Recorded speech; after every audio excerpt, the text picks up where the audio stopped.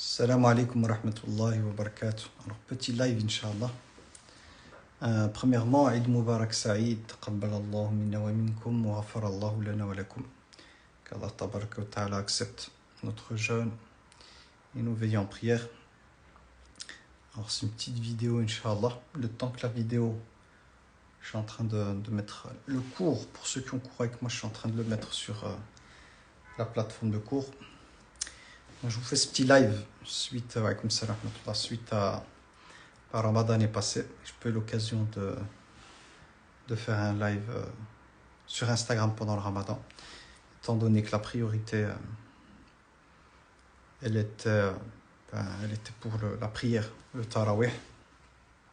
Et puis il y avait les cours aussi, mes cours 3 fois par semaine. Donc petit retour. J'espère qu'il ne sera pas trop long. Quand je dis j'espère, c'est parce que j'attends juste que la vidéo, le cours que j'ai donné aujourd'hui se retrouve sur la plateforme. Mais voilà, c'est une petite vidéo pour vous donner un peu quelques nouvelles et partager des éléments qui, j'espère, par la grâce d'Allah, pour vous servir. Qu'est-ce que j'ai envie de partager avec vous? La première chose, c'est la question du temps. Le Ramadan est arrivé et il est parti à une vitesse phénoménale. C'est-à-dire que, subhanallah, il est vite parti. Et en fait, ce rapport au temps, c'est-à-dire cette prise de conscience que le temps passe très vite, elle est importante pour nous, en tant que musulmans, parce que finalement, on pourrait résumer en fait l'être humain au nombre de jours, au nombre de minutes, au nombre d'heures qu'il est amené à vivre. Wa alaykoum salam wa rahmatullahi wa barakatuh. Allah hafdak. Je ne sais pas si c'est Yassine ou pas, de Muslim Impact, si c'est Yassine ou si c'est Taïb, mais je pense peut-être que c'est Yassine. Allah hafdak. Donc je disais, le temps il passe très vite, très très très très vite. Et le danger, c'est lorsqu'en fait on se laisse porter par le temps sans avoir conscience de sa rapidité et sans avoir conscience du fait que qui dit que le temps passe vite dit aussi que notre départ se rapproche.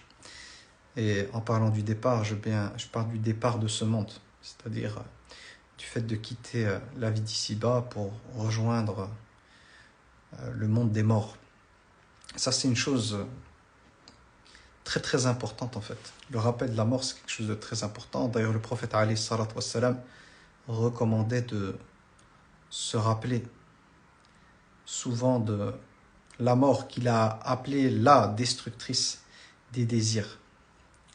Pourquoi? Parce que cette vie, en fait, elle est faite de manière à attirer notre part très terre à terre, très humaine. Elle est faite pour, comment on va dire ça, tester notre lien avec Allah tabaraka wa ta'ala. Et la vie d'ici-bas, la dunya, en fait, elle nous met face à notre double nature, si je peux dire ça comme ça. D'un côté, la nature matérielle, terrestre de ce que nous sommes, donc ce corps avec tous ses désirs, avec toutes les choses vers lesquelles il tend. Donc on est fait de terre, vu qu'on est les descendants de Adam alayhi salam qui est fait de terre.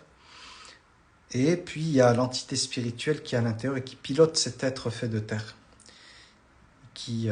Cette entité spirituelle qu'on appelle Ruh en langue arabe, qui a vocation de nous élever, qui a vocation, si on la nourrit, si on en prend soin, si on la purifie, elle est là pour nous aider à nous élever en fait. Elle est là pour nous aider à sortir du côté animal de notre être, sortir de ce rapport de consommation, de consommateur en fait. Parce que le corps, lui, il est dans la consommation, il est dans le plaisir immédiat, il est dans l'immédiateté des choses, il est dans les attentes, il est dans le désir, il est dans l'envie, il est dans les besoins. Et ce qui crée la tension, parce qu'ici on est des croyants, donc quand je parle là, alhamdoulilah, on a le même référentiel. Chez nous, alhamdoulilah, on a le Coran qui est là pour nous rappeler, notre religion qui est là pour nous rappeler que cette vie n'est qu'à l'image d'un mirage. Et que les choses, en fait, que cette vie dresse devant nos yeux pour nous appâter, pour nous attirer, que c'est que, d'une certaine manière, que du vent. que du vent lorsque nos actes, nos motivations, nos paroles ne sont que des paroles liées à la vie d'ici-bas. C'est-à-dire que pour éviter d'être dans le mirage, il faut être dans le vrai.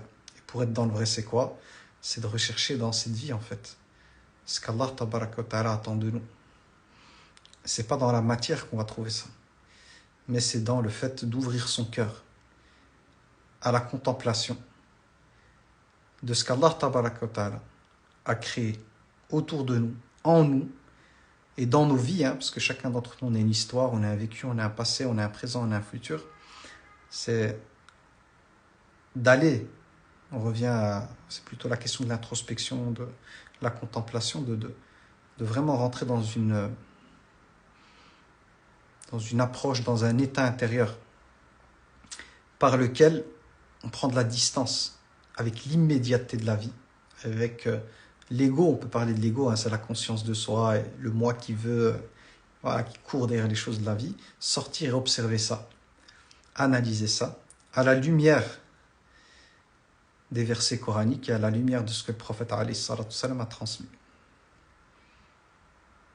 Et de se rappeler que la vie d'ici-bas n'est que jeu, divertissement, recherche de luxe, de plaisir, hein, recherche d'augmentation des biens matériels, de la descendance, compétition avec les autres, comparaison, pour savoir qui aura plus, qui aura mieux.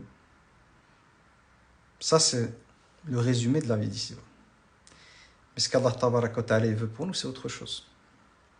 C'est le dépouillement. Et le terme dépouillement, pour l'expliquer, parce que voilà, il faut être un peu initié à certains concepts pour comprendre le terme dépouillement, c'est se défaire en fait de toutes les choses qui font qu'on n'arrive pas à décoller spirituellement.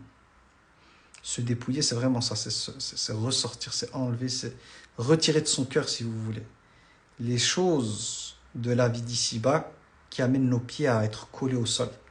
Et je prends souvent la métaphore de la montgolfière, parce que la montgolfière, en fait, pour qu'elle puisse s'élever, il faut déjà ôter les sacs de sable. Et les sacs de sable, c'est la dunya et les désirs de la vie d'ici-bas. Mais il faut aussi allumer le feu, qui est le feu de la foi, en fait. Il faut alimenter, je ne sais pas comment on appelle ça, la toile ou le ballon, de manière à pouvoir monter. C'est pareil. Et ça demande deux choses. Ça demande d'un côté, genre juste ici, le PC qui s'éteint pour la vidéo, d'un côté, ça demande de se décharger des éléments de la dunya avec le cœur, hein. Avec la main, on peut les avoir, mais dans le cœur, il faut se dépouiller de ça. Et de l'autre côté, de renforcer la foi. Donc d'avoir un programme spirituel qui va venir augmenter notre foi. Et c'est en faisant cela qu'on prend de la hauteur. Et quand on prend de la hauteur, finalement, la vie d'ici-bas, ce qu'elle contient, en fait, ça, tout devient minuscule. Tout devient ridicule, j'ai envie de dire. Tout devient insignifiant. Et pour ceux qui ont déjà pris l'avion, on fait l'expérience en avion de la petitesse des villes, des voitures, des maisons. Elle dit, subhanallah, moi je suis avec ceux-là d'habitude, à courir à droite, à gauche. C'est rien. Ça, c'est à l'échelle du ciel terrestre. Hein. On monte juste avec l'avion. Si vous montez encore plus haut, c'est encore plus insignifiant. Et plus vous prenez de la distance, imaginons qu'on est en mesure d'aller du côté de la Lune et de voir la Terre, plus on recule, plus la planète elle devient petite avec tout ce qu'elle contient. Et cette planète Terre, hein, qui amène à autant de conflits, autant de violence, autant d'animosité, autant d'injustice, hein, tout ce mal qu'on voit se déployer dans le monde, mais même au niveau micro, dans les familles, dans les liens avec les proches, tout cela pour des éléments sans valeur pour le croyant de la vie d'ici-bas, en fait. C'est par le fait que l'être humain donne de l'importance à des choses qui, dans le fond, n'ont pas de réelle valeur, en tout cas pour Allah tabaraka wa ta'ala, qui amène à toutes ces choses qu'on peut constater, desquelles on peut être témoin, qui amènent l'être humain à déployer toute son animosité, tout son côté sombre, obscur, alors que s'il était connecté spirituellement, cet être humain, si il avait cultivé ce qu'on appelle en langue arabe le muraqaba, la conscience qu'Allah le voyait, il arrivera à dominer cet animal. Il ferait beaucoup moins de mal sur terre. Et au lieu d'être une source de mal, il serait une source de miséricorde, de rahma, d'empathie, de miséricorde et d'altruisme. Et ça, c'est notre mission à nous en tant que croyants. Le travail, il est là. Il va falloir nettoyer cette âme, il va falloir la purifier, il va falloir travailler dessus de manière à faire en sorte que notre rapport au monde, notre rapport aux gens soit un rapport par lequel la chose la plus importante, c'est ce qui est agréable. C'est-à-dire, dans la relation avec l'autre, c'est de se dire quel est le comportement, quelle est l'attitude, quelles sont les paroles, quels sont les gestes qu'Allah Tabaraka wa Ta'ala aimerait que j'ai et par lesquels je pourrais me rapprocher de lui. Dans cette mise à l'épreuve d'Allah, dans ce challenge. Ça peut être familial, hein, ce que je vous dis là, c'est valable pour la famille, c'est valable, voilà, parce que je fais aussi des médiations de couple, c'est valable pour les couples, c'est valable pour les amis, c'est valable pour les associés, c'est valable pour plein de choses. Parce qu'il faut savoir une chose, c'est qu'Allah Tabaraka wa Ta'ala fait des autres une source de mise à l'épreuve par laquelle il nous dévoile. Les autres sont un miroir qui s'offre à nous pour découvrir certaines facettes. Des fois des parts lumineuses, quand on réagit bien dans l'épreuve, c'est la part lumineuse de l'âme qui apparaît. Et des fois, c'est le côté ombre, obscur, qui apparaît. Et lorsque celui-ci apparaît, l'objectif pour nous les croyants, c'est justement d'aller corriger ce qui ne va pas. Si moi, par exemple, je suis devant un miroir et que je vois que voilà, j'ai je sais pas moi, de la graisse de moteur ou des trucs comme ça, ben, le fait d'avoir vu cela, le but c'est d'aller nettoyer en fait. Nettoyer cela et d'enlever cela. Pareil, lorsqu'on est confronté dans une situation aux gens et qu'on réagit peut-être mal ou pas de la bonne manière, ben, là c'est une occasion justement de prendre acte de ce qui s'est passé à l'intérieur de nous, de nos actes, de ce qu'on a fait et d'aller corriger. Et puis à l'inverse, on peut avoir un comportement qui peut nous surprendre, finalement voir qu'on a une patience qu'on ignorait en fait. Et si on nous avait posé la question avant de la mise à l'épreuve, ouais, est-ce que tu pourrais patienter avec ça? Les gens auraient dit, moi jamais je ne peux pas patienter avec ça et tout. Et je vois plein de gens, machallah, dans les consultations que je fais, qui arrivent à encaisser des choses, qui arrivent à patienter sur des sujets, sur des choses, une fois mises à l'épreuve, par rapport auxquelles en fait, en anticipant les choses, c'est-à-dire avant de tomber dedans, les personnes sont amenées à dire, moi jamais, je ne pourrais pas, impossible. Une fois confrontées, machallah, les personnes trouvent des ressources dans leur foi, dans leur éducation, dans leurs valeurs pour tenir en fait, et pour relever le défi. Donc voilà, ça c'est une chose importante. Après, comment on fait pour faire face à l'injustice? J'ai envie de rappeler que le prophète alayhi salam a fait face à l'injustice. Donc s'il y a bien un modèle en matière de comportement quant à la gestion de l'injustice, le prophète est le meilleur modèle. Sachant que le prophète alayhi salam est orienté par la révélation, est guidé par la révélation. Donc lorsque celui-ci subissait l'injustice des polythéistes de Quraysh, Allah lui donnait la marche à suivre. D'abord d'endurer, fasbir sabran jamila, endure d'une belle endurance, une belle patience, par un bon comportement. Ou se détourner de l'ignorant. On a des versets dans lesquels le prophète Allah dit au prophète, détourne-toi de l'ignorant. Ou répondre au mal par le meilleur comportement. Si on est en mesure de le faire, qu'on est capable d'agir, au lieu d'agir, de répondre au mal par le mal, c'est d'agir par le meilleur comportement. Si ce n'est pas possible, de se détourner de l'ignorant, pas tomber dans son jeu. Et qui dit se détourner de l'ignorant, c'est prendre mes distances avec les ignorants et les injustes. Donc je n'ai pas, moi, à me jeter dans la gueule du loup. Donc lorsqu'on est confronté à une situation dans laquelle on vit une situation que l'on perçoit, et là il y a l'idée de creuser, est-ce que réellement il y a une injustice? Est-ce que je n'ai pas contribué à créer justement les conditions de cette injustice? Tout ça, c'est à analyser, je ne dis pas que c'est le cas, mais c'est très large. Et si réellement il y a injustice, une injustice sur laquelle elle est réelle et je n'y ai pas contribué, et que vraiment je suis victime d'une injustice, c'est un test. Et cette personne qui est injuste me donne l'occasion, par son injustice, de développer des compétences, de développer une certaine résistance, la patience, l'endurance, comme le prophète alayhi salam. Allah lui dit « Fasbir sabran jamila » endure, donc il doit endurer. Tant qu'il était à la Mecque et que les Qurayshites étaient amenés à le persécuter, c'était sabr. Parce qu'en endurant ce genre de choses, justement, on explore en fait tout son potentiel intérieur placé par Allah Tabaraka Ta'ala, par sa grâce. On développe des qualités, on développe la sagesse, il y a plein de choses qui se développent. C'est comme dans le sport. Une personne qui est dans le sport, elle a intérêt à être patiente et endurer. Parce que justement, c'est son endurance et sa patience dans les exercices, surtout à haute intensité, qui va l'amener à développer des compétences au niveau du cardio, donc des facilités au niveau du cardio, d'augmenter sa masse musculaire, etc., etc. Donc, si le sportif n'est pas patient, n'est pas endurant, qu'est-ce qui se passe? Il ne peut pas performer.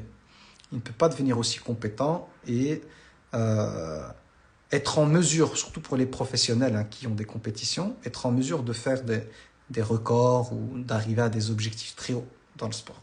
C'est pareil pour nous. Ça veut dire que ici, le patron qui est injuste, ou quoi, au lieu de voir juste le côté amer de la situation, savoir le fait de l'injustice, je répète, à condition qu'on n'est pas dans l'interprétation, à condition qu'on n'ait pas co-créé cette situation et qu'on subit ça, ben, ce patron, quand bien même son injustice est vécue amèrement, dans chaque difficulté rencontrée et retenez, avec chaque difficulté, il y a au moins 2 facilités. Il y a des bénéfices. Chaque situation vécue, aussi amère soit-elle, aussi douloureuse, aussi négative qu'elle puisse paraître, contient, par la grâce divine, des bénéfices, des avantages. Retenez toujours ça. Et vous pouvez aller chercher les pires situations, même les pires, même si certains vont dire oh non, mais là je ne vois pas de. Chaque situation, aussi tragique soit-elle, aussi douloureuse soit-elle, contient toujours, avec la part de difficulté, des facilités. Et j'ai dit des facilités, car le Coran cite 2 fois le terme facilité à l'indéfini, pour dire que c'est des facilités différentes.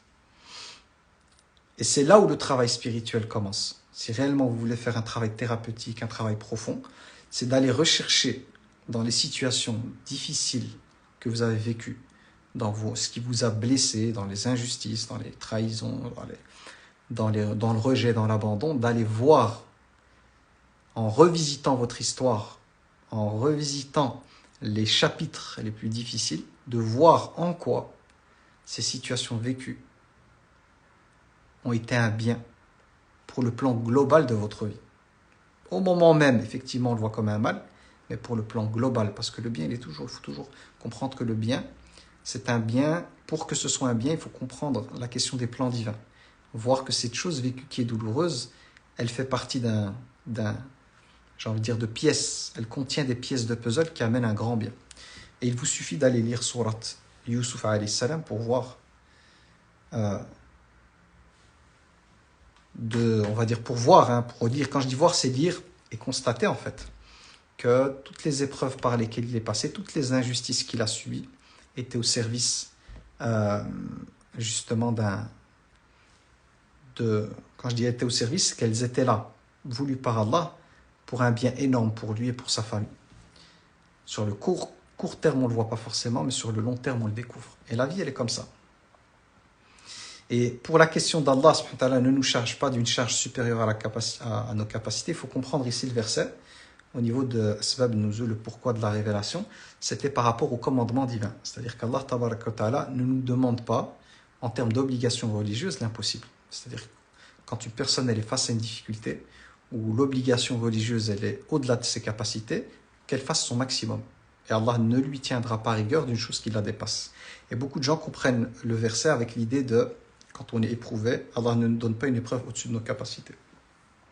Mais en réalité, le verset, le sens premier voulu, c'est plutôt par rapport aux obligations religieuses. C'est à chacun d'appliquer ce qui a été révélé par Allah et transmis par le prophète selon ses capacités. Toute chose qui est au-delà des capacités, Allah, par sa grâce, les pardonne et donne des facilités. Exemple, le jeûne du mois du Ramadan. Toute personne qui n'est pas capable de jeûner, elle compense. Et pour les maladies chroniques, elle ne peut pas jeûner, elle compense, elle nourrira un pauvre à la place. Après, effectivement, dans les challenges qu'on a amenés à vivre, dans les difficultés, Allah nous donne les ressources. Ce qu'il faut comprendre, c'est que c'est lui qui nous assiste et nous donne les ressources. Et le problème de l'être humain, ça je peux vous partager parce que c'est devenu mon travail maintenant, hein, c'est de faire de la thérapie, d'accompagner les gens, d'essayer par la grâce d'Allah, c'est toujours par la grâce d'Allah, hein, de modifier les perceptions des personnes pour se libérer du poids émotionnel, de la charge mentale et tout. C'est que la plupart des souffrances vécues par les êtres humains sont des souffrances dont l'origine, qui amplifie l'état intérieur de souffrance, c'est la perception. C'est les croyances associées à l'événement. C'est-à-dire la manière dont je vois mon histoire, la manière dont je me raconte mon histoire, la manière dont je vais puiser dans mon histoire et ce que je me dis de mon histoire, C'est ça qui fait que, dans l'ici et maintenant, pour des choses qui sont passées, j'en souffre encore aujourd'hui. À partir du moment où je ne vois que la douleur et je ne vois que le mal dans mon histoire, bah, automatiquement, cette interprétation, cette croyance que j'ai, cette perception que j'ai de mon histoire, va impliquer que malgré le fait que les événements sont passés, ils me hantent encore aujourd'hui.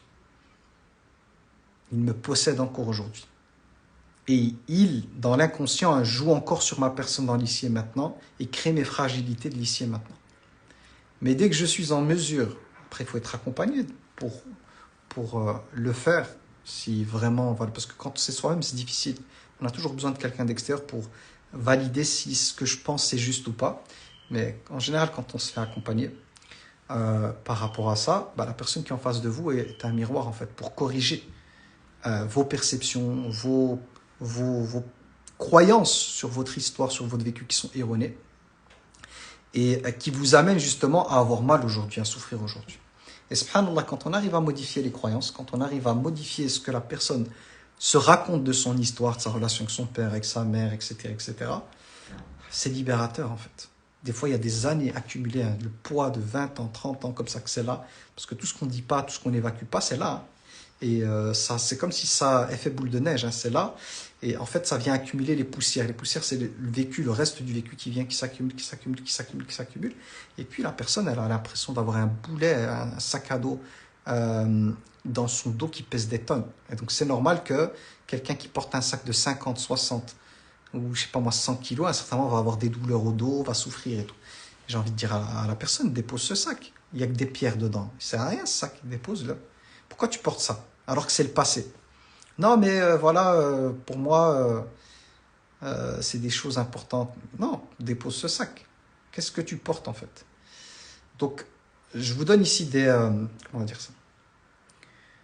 Pour donner un autre exemple, parce qu'ici avec le sac, j'ai parlé des pierres, je pense que ça ne parle pas assez, mais pour être dans des choses beaucoup plus concrètes, c'est comme si la personne dans son sac, elle porte des choses du passé, hein, des objets en fait du passé qui n'ont plus aucune utilité maintenant. Imaginons à l'époque, il y avait, pour ceux qui ont connu cette époque, des cassettes vidéo, des lecteurs des DVD, des lecteurs VHS, c'était vraiment des trucs anciens et tout. Et que la personne, elle a tout ça dans son sac. Et on est en 2024, on n'utilise plus tout ça, elle porte ça. Mais aujourd'hui, ça ne sert à rien en fait. Qu'est-ce que tu fais avec des choses du passé qui n'ont plus aucune utilité aujourd'hui, qu'on n'utilise plus? Ben, des fois, nous, avec la charge mentale et émotionnelle, ben, c'est carrément ça en fait. C'est des personnes qui sont amenées à trimballer dans leur sac à dos un poids considérable de choses qui n'ont plus aucune incidence sur l'ici et maintenant de manière concrète directe, hein, pour pas mal de choses du passé, et qui ça sert à rien en fait. Mais les personnes sont attachées à ça. Dans leur tête, elles n'ont pas compris qu'on est en 2024. Et c'est métaphorique quand je dis 2024, c'est pour comprendre. Et qu'on n'a plus besoin de ça, en fait. Qu'elle n'a plus besoin de ça. Et donc, c'est le travail, c'est d'aller justement dans le monde de la personne et d'aller déconstruire. C'est pour ça qu'on parle de déconstruction, ses croyances. Parce que là, on parle de croyances sur son histoire, sur son vécu. Lui dire, mais tu n'as plus à porter ça, en fait. C'était valable à un moment. À un moment, on utilisait ça, c'était important. Mais aujourd'hui, tu n'en as plus besoin. Tu peux t'alléger, en fait. Le but, c'est d'alléger les gens. De faire en sorte que les gens soient plus légers. Parce qu'il y a souvent, hein, ce que moi je remarque, c'est la culpabilité. Donc des personnes qui vont culpabiliser énormément. Culpabilité, honte, c'est ce qui revient souvent en fait. Dans ce qui amène la personne à avoir ces états intérieurs douloureux. Culpabilité, donc par rapport à des choses de la vie faites ou pas faites, des choix faits ou pas faits. Honte aussi sur certaines choses. Avec une estime de soi qui dégringole, avec une confiance en soi aussi qui dégringole. Et quand on parle d'estime de soi, c'est la valeur qu'on s'accorde. La confiance en soi, c'est sur les compétences. Avec des doutes sur pas mal de choses. Et le pire, c'est quand on a l'impression que les galères par lesquelles on passe et qui perdurent aujourd'hui sont le fruit, d'une certaine manière, de la volonté divine. Au sens où c'est Allah subhanahu wa ta'ala, Allah m'aime pas. Ça, on est concret. Allah ne m'aime pas. Allah m'a maudit. C'est des choses que je retrouve aussi dans ce qu'on dit. Et je dis à la personne, qu'est-ce qui te permet de dire ça? Ouais, mais c'est parce que j'ai des galères encore aujourd'hui. Et moi, quand j'observe les choses, je vois combien, en fait, cette manière de voir les choses, cette impression, en fait, que parce que la personne elle galère, elle a des difficultés, que ça continue. De se dire, en fait, que Allah ne l'aime pas pour ça, analyser les choses comme ça, c'est être à côté de la plaque. Pourquoi? Parce que quand vous allez dans le Coran, vous allez voir que les personnes citées dans le Coran, les personnes qui ont marqué l'histoire et citées dans le Coran, ben, elles ont été éprouvées, elles ont vécu des galères, des difficultés, et ça a duré dans le temps. Est-ce que nous, lorsqu'on lit le Coran, qu'on voit leurs difficultés, on se dit, ah, elles ne sont pas aimées d'Allah? Au contraire, on sait qu'elles sont aimées d'Allah. Mais l'amour d'Allah implique l'acceptation. L'acceptation en fait, du fait de vivre des zones de turbulence. Et je dirais même que moi, les personnes que j'ai au téléphone et avec lesquelles je fais le travail là, ce avec quoi je ressors, c'est que énormément de souffrance, et donc la souffrance que des personnes vivent, les personnes n'ont pas conscience que, par la grâce divine, elles sont en mesure de mettre fin à ces souffrances si elles appuient sur les bons interrupteurs à l'intérieur d'elles. C'est-à-dire qu'il suffit de modifier la perception. Donc certaines choses, on éteint comme des boutons de souffrance, on éteint. Il suffit de modifier 2-3 trucs. Et par la grâce d'Allah, quand on y arrive, quand on accompagne une personne et qu'on trouve le point de blocage, parce que la personne, c'est comme si elle était aveugle à l'intérieur d'elle. Elle n'arrive pas à voir à l'intérieur d'elle. Et c'est vrai, on est aveugle par rapport à ça. Je ne pourrais jamais voir mon visage de mes propres yeux. Là, je le vois parce que j'ai un écran devant moi. Donc l'écran est le support qui me permet de voir mon visage. Mais par rapport à mon visage, je serai toujours aveugle. Aveugle au sens de je suis incapable de voir mon propre visage de mes propres yeux. Je ne pourrais jamais le faire. Si je n'ai pas un miroir devant moi, je dépends d'un miroir, d'une caméra ou quoi, c'est ça qui va me permettre de me voir. Ben, c'est pareil pour l'âme en fait. C'est pareil pour les interrupteurs en nous. C'est que c'est très difficile, parce qu'il y a des zones, comment on appelle ça, il y a des angles morts, c'est très très difficile, par soi-même, de voir où se trouvent les interrupteurs qui permettent de mettre off à tous ces états intérieurs qui amènent à ce que la souffrance, elle perdure. Et c'est pareil pour le corps. Hein. Par exemple, si j'ai une douleur à la dent, par exemple, que j'ai mal, et il y a le signal, hein, la douleur, elle est là, donc j'ai une douleur, et puis je souffre. Souffrance, c'est l'état dans lequel je suis à cause de la douleur. Tant que je n'irai pas chez le dentiste et qui fait une radio, si c'est à l'intérieur, ben je ne peux pas actionner le on-off. Je suis obligé de passer par un spécialiste qui va utiliser des machines, qui va scanner, et va me dire, ah ouais, tu as une carie dans les racines, qui va aller rentrer à l'intérieur, nettoyer, et là, je vais te débarrasser de ma douleur. Donc, je vais avoir besoin de lui parce que c'est son domaine, c'est sa compétence, il va utiliser sa machine, il va aller voir, il va le faire. Mais ce que je veux dire, c'est qu'il y a des interrupteurs pour faire cesser cette douleur. Qui dit dès que la douleur, elle cesse, la souffrance, elle cesse. Les interrupteurs sont là. Et Allah, tabaraka wa ta'ala, nous donne, c'est notre devoir, de faire les causes. Faire les causes pour justement faire ce travail. Et le Coran, justement, est une guérison pour les cœurs, c'est-à-dire que dans les versets coraniques, il y a des versets qui sont spécialement dédiés à la libération intérieure. Par exemple, quand Allah subhanahu wa ta'ala dit فَإِنَّ مَعَ الْعُسْرِ يُسْرًا إِنَّ مَعَ الْعُسْرِ يُسْرًا. Certes, avec la difficulté, il y a une facilité. Allah répète, avec la difficulté, certes, il y a une facilité. Ça, c'est des versets qui aident. Parce qu'à chaque fois que je suis confronté à une difficulté, le fait de me rappeler de ça, je me dis peut-être que là, c'est difficile, je suis en difficulté, mais Allah me dit qu'avec, avec la difficulté, il y a la facilité. Ou les versets dans lesquels Allah dit, subhanah, il se peut que vous détestiez une chose, c'est un bien pour vous. Donc, il se peut que moi, je déteste quelque chose, je ne veux pas et tout. Mais c'est un bien. Et il se peut que vous aimiez une chose et c'est un mal pour vous. Et Allah sait, vous ne savez pas. C'est libérateur. Pourquoi? Parce que lorsqu'on est amené à être confronté à une situation où je vis une chose détestable et je ne suis pas bien, le fait de me dire que moi je la vois comme détestable, mais qu'il y a peut-être un bien derrière, qu'une fois sorti du tunnel dans lequel je suis, ben, il y a une lumière qui m'attend et il y a sûrement un plan divin et tout, ben, ça m'aide en fait à patienter. Parce que le plus dur quand on est dans les épreuves, dans les zones de turbulence, c'est la patience en fait. C'est l'attente dans laquelle on est de sortir de cette zone de turbulence, d'être arraché de la peur, d'être arraché de ce mouvement en fait intérieur, de ce tremblement intérieur.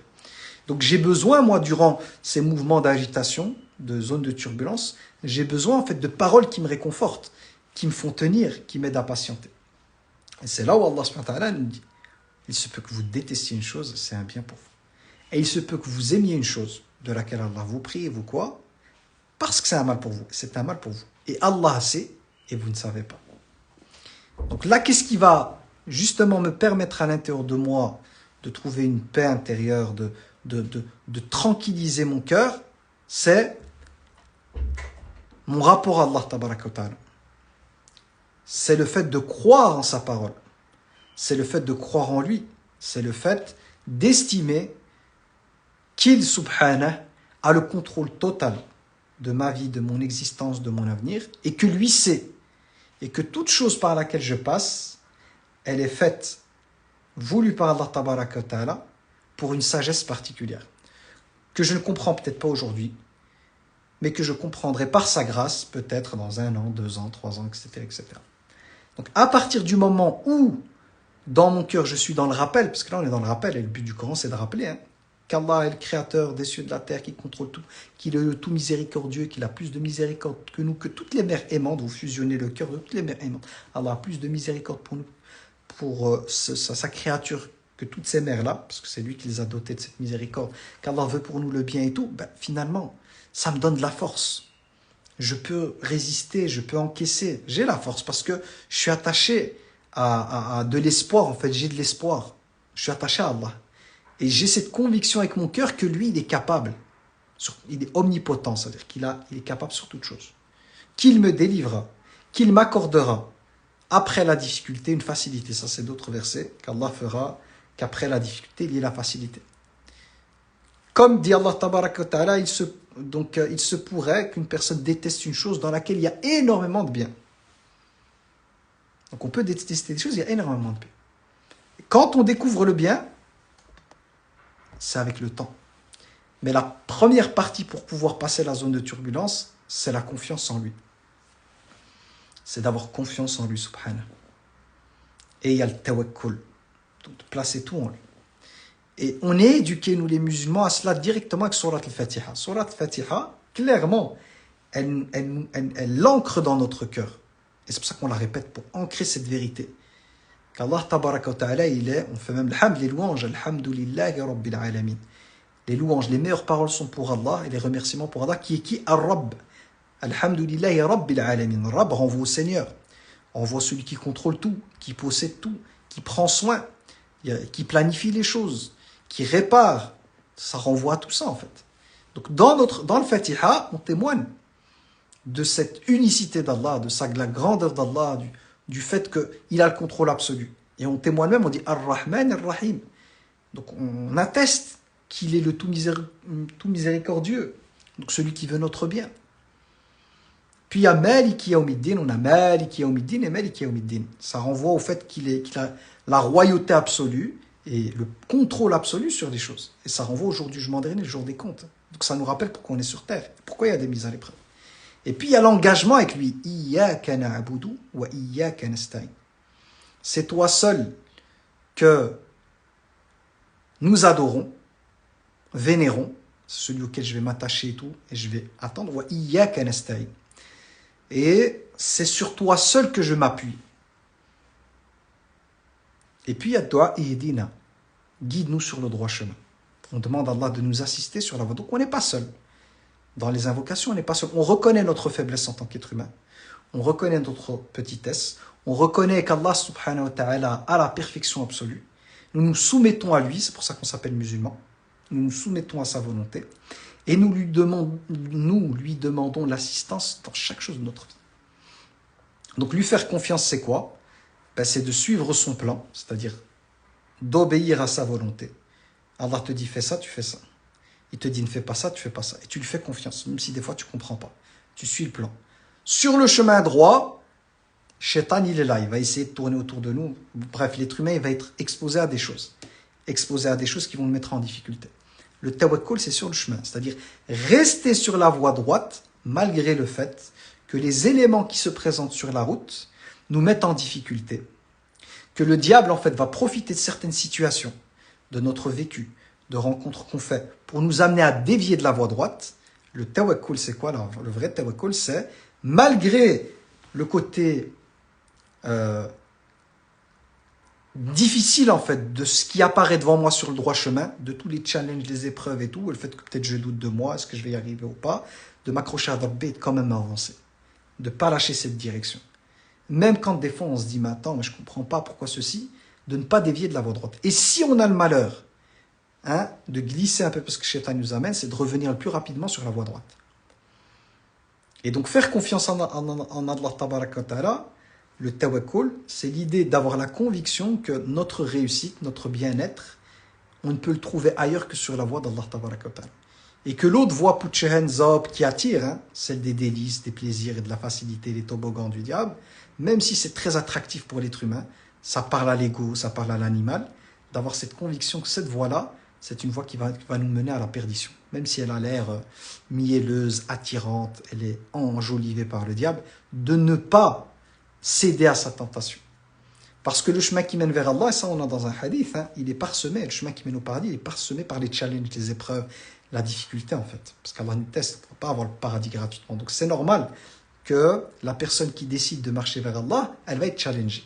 Elle va voir ses waswas augmenter. Celle qui était loin, qui revient dans le j'en ai pas mal qui me disent, subhanallah, quand j'étais dans les ténèbres et tout, j'avais pas de les wasawis, ces pensées et tout. Depuis que je suis revenu dans la religion que je prie, je commence à avoir des waswas. C'est normal, vous pensez que les diables ils vont nous laisser comme ça. Le shaitan, il s'est engagé à ne pas lâcher l'être humain, de venir sur le droit chemin, devant, derrière, à droite et à gauche. Donc c'est normal qu'une personne, d'une certaine manière, qui échappe au filet de shaitan, et qui vient sur l'autoroute, le droit chemin, il va tout faire pour la ramener dans les ténèbres, en utilisant tout ce qu'il peut. D'où le fait qu'effectivement, le fait d'être sur le droit chemin, surtout quand on a un peu d'ici, on doit revenir, c'est pas évident, c'est challengeant. Mais c'est le challenge justement, c'est l'idée de nous prouver à nous-mêmes notre sincérité en fait. Parce que finalement, si moi, je n'obéis à Allah, je ne suis que le chemin d'Allah, que parce que ce chemin, j'ai tout ce que je veux, à chaque fois que je lève les mains, Allah me donne ce que je veux, finalement, je ne suis plus adorateur réellement d'Allah. Mais je suis adorateur, je prends ce chemin parce que j'en vois les bénéfices directs. Je me dis, c'est trop bien. En fait, depuis que je suis sur le droit chemin, je prie et tout, que des facilités, plus aucune galère. J'ai un tapis rouge devant moi et que des facilités. Là, finalement, je ne suis plus adorateur d'Allah par amour pour Allah de manière inconditionnelle, mais finalement, ce droit chemin devient agréable et je l'aime bien, je m'engage dedans parce que j'ai un bénéfice immédiat. J'ai investi directement, je récupère. C'est comme quelqu'un qui sera amené à investir, on va dire une bourse halal, hein, parce que la bourse elle pose vraiment problème sur pas mal de produits, mais on va dire, vous déposez 10 euros directement, vous encaissez 1000 euros. C'est clair que les gens ils vont investir. En fait, finalement, d'une certaine manière, tant qu'ils savent que le truc il est halal et que ça rapporte, les détails, c'est pas leurs affaires. Eux, c'est je mets 10 euros, je récupère 1000 directement, c'est trop cool. Donc, qu'est-ce qui se passe? C'est que pour réellement tester la sincérité des personnes et réellement être dans un amour d'Allah inconditionnel, c'était sur le droit chemin, mais tu vas être challengé. Tu vas devoir te prouver, parce qu'Allah, il connaît la nature des gens, mais tu vas devoir te prouver que tu as pris ce chemin vraiment par amour pour Allah et que tu es sincère. Et que tu n'es pas, je vais parler pour moi, que tu n'es pas un gratteur à Abu Bakr. Que tu n'es pas là juste pour le bénéfice. Tu sais qu'Allah, il est capable de tout, qu'il a le contrôle sur tout. Donc finalement, tu te rapproches de lui parce que tu veux avoir les bénéfices de ce qui plaît à ton âme. Donc tu le fais que par intérêt en fait. C'est pas réellement Allah que tu recherches, mais c'est ce qu'Allah va t'accorder, les bénéfices immédiats de ta pratique. C'est pour ça qu'on est pratiquant des fois, on fait des choses, on prie et tout. Et on galère des fois encore plus que celui ou celle qui va dans les ténèbres, qui a des facilités. Parce que c'est le test. Et toi, et la personne, justement, le diable, il va mettre la lumière sur qui? Celui ou celle qui dévie. Dire, t'as vu? Lui, il fait n'importe quoi, elle fait n'importe quoi, qu'Allah nous guide, hein, on a tous besoin d'être guidés. Et il est bien. Il a ça, il a ça, elle a ça, elle a ça. Toi, tu marches sur le droit chemin, tu veux faire les choses dans le cadre, tu veux pas faire le haram, regarde, tu galères. T'arrives pas, ça marche pas, etc., etc. À quoi bon, en fait, continuer là? Tu dis, mais non, va put your hands up. Tu vois, regarde, les autres, en plus, ils sont heureux. Le diable, ils vend le bonheur. Ils sont heureux, gars, ils kiffent trop leur vie. Toi, t'es malheureux ou malheureuse. Le piège, il est là, en fait. Donc, effectivement, Allah tabaraka wa ta'ala a fait pour tester la réalité de nos intentions et cet amour hein, sincère. Il y a un côté qui est lié à l'obscurité, qui est hyper attractif, qui est hyper attirant, dans lequel il y a des gens qui ont d'énormes facilités. Ces personnes arrivent à leur objectif, et d'autres qui sont sur le droit chemin et qui ont l'impression de galérer, et pour lesquels c'est difficile, et qui n'arrivent pas aux objectifs ou très difficilement. Le but c'est quoi? Qu'est-ce que tu fais en fait? Et le shaitan, il va mettre lui les spots sur ceux qui réussissent dans le haram et qui arrivent des choses dans le haram. Et il va venir chez nous, t'as vu, toi là, tu galères, tu fais, mais Allah ne t'aime pas, ou plein de choses comme ça en fait. Ou t'es en train de te fatiguer, ou goûte un peu de après tu reviens dans le droit chemin, ou t'es encore jeune, ou ceci, ou cela, ou tu vas jamais avoir. Donc il joue sur les émotions. Il joue sur la peur. Il amène la personne à se projeter, elle se dit, si je continue sur ce droit chemin, la peur c'est quoi? C'est d'être privé des choses qu'on désire. Donc, je ne vais jamais atteindre ce que je veux. Je n'aurai jamais la vie que je désire et je ne vivrai jamais le bonheur que je recherche. Donc, il crée une peur en disant que cette voie sur laquelle on est, qui est celle d'Allah Tabaraka wa Ta'ala, c'est une voie sans issue, de laquelle on va ressortir bredouille sans rien. C'est ça qu'ils vont le dire. Par contre, il dit, vous voyez, de l'autre côté, tu vois ce que tu désires, ce que tu veux. Moi, je vais te montrer un chemin. Tu vois, tu prends ce chemin-là, tu prends le toboggan, ben là, tu vas, les choses que tu désires, tu vas les avoir immédiatement. C'est ce qu'il a fait avec notre père Adam alayhi salam. Il est arrivé à l'arnaquer en lui disant, tu vois, cet arbre-là, si tu consommes de son fruit, tu seras éternel, tu seras comme un ange. Et Adam alayhi salam n'avait pas eu la garantie d'être au paradis éternellement. Donc, c'est pour ça qu'il a été, ça lui a parlé en fait. Eh ben, pour nous, c'est pareil. Allah subhanahu wa ta'ala, dans notre vie, il y a le droit chemin. Et ce droit chemin est là pour, on parle de dévoilement. Le droit chemin, avec ce qui constitue le droit chemin, avec tout, on va dire, le poids de la pratique, parce que c'est pas évident, jeûner le mois du Ramadan, prier les 5 prières, faire le tarawih, tout ce par quoi on est passé, c'est pas facile. Mais quel est le but? Le but, c'est de dévoiler réellement, est-ce que tu es attaché à Allah sincèrement, ou tu as d'autres divinités dans ton cœur. Ce que tu recherches réellement, c'est pas Allah. Parce que la religion peut être juste une chose que je vais convoiter pour arriver à ce que je recherche réellement. N'oublions pas qu'Iblis, il était avec les anges. Il n'avait pas de mauvaise fréquentation. C'était quelqu'un qui avait la connaissance. Il est persuadé qu'Allah Tabaraka wa Ta'ala existe, qu'il est unique. Ça ne l'a pas empêché de refuser de se prosterner devant Adam alayhi salam. Et il va faire partie des damnés. Pourquoi? C'est parce que sa pratique, sa connaissance était au service de sa personne, de sa place, de son image, de son ambition. C'était quelqu'un qui avait de l'ambition. Il visait un niveau. Il s'est retrouvé à un niveau. Et voilà qu'il y en a un qui, pour lui, un qui débarque, aucune expérience dans la vie. Allah vient de le créer, vient de naître d'une certaine manière. Et Allah le met au-dessus de lui. Et Allah le met en évidence. Et lui, c'est ce qu'il recherche. C'est pour ça qu'il était jaloux de lui. Il convoitait cette place, cette posture, cette place particulière. C'est pour ça qu'il travaillait. Tout le travail, chez nous, on dirait qu'on dit tamara, toute la difficulté, tout ça, c'est pour l'image. Comme Allah dévoile la réelle nature de chacun, il ordonne aux anges de se prosterner devant Adam alayhi salam, après qu'il ait démontré aux anges que Adam alayhi salam avait plus de connaissances, en tout cas sur un domaine. Il connaissait le nom des choses qu'Allah lui enseignait, que les anges n'avaient pas cette connaissance. Il leur ordonne de se prosterner. Il sait très bien que le diable, c'est un orgueil, c'est pour le dévoiler. Et Iblis, il a refusé. Ana khayrun minhu, je suis meilleur que lui. Tu m'as créé de feu, alors que tu l'as créé de terre. Donc le problème du diable, c'est quoi?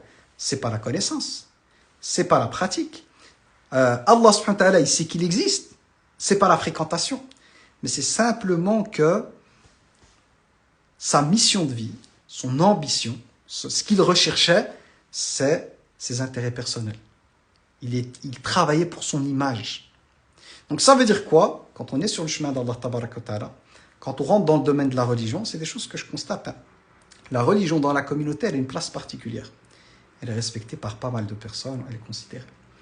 Mais ce qui m'attriste, ce que je vous dis là, je vais vous dire des choses très lourdes et qui m'attristent, malheureusement. J'ai comme ça en tête. C'est dans la globalité, mais pour vous dire comment les plans d'Allah et le dévoilement, ça fait peur. C'est pour ça qu'on implore Allah Tabaraka wa Ta'ala de nous guider et de ne pas faire dévier nos cœurs après nous avoir guidés. Parce que la guider, ce n'est pas une garantie. C'est-à-dire qu'Allah nous guide, et cette guidée, d'une certaine manière, elle est conditionnelle. Elle est conditionnée par quoi? Par la purification du cœur et de l'âme. Et la purification de ce qu'on recherche réellement. Parce que Shaitan y tourne, et notre âme, elle est sensible. L'ego à l'intérieur de l'âme est sensible en fait à tout ce qui va venir nourrir, ce qu'on appelle harv al-nafs, tout ce qui va venir nourrir ce qui nous donne une place particulière en fait, ce rapport avec soi. Et donc pour revenir, pour vous donner des détails, des fois voilà, il y a des situations où j'ai été surpris. C'est un ami qui me disait, pour un frère qu'on connaissait, vraiment impliqué dans la religion et tout, pratique de la sunna, etc., vraiment. Et puis le frère m'annonce, il me dit, tu vois, un tel et tout. Moi, je ne le connaissais pas personnellement, j'ai été manger 2 fois avec et tout. Vous voyez, alhamdoulilah, c'était quelqu'un de bien. Il m'a dit, Abou Bakr, il a quitté l'islam. J'ai été choqué. Quoi? Il me dit, ouais, un tel, subhanallah, il a quitté. Non, d'ailleurs pour lui. Donc, on n'est pas dans le jugement ici, on est dans la compréhension de lui-même. Il me dit, il a quitté l'islam.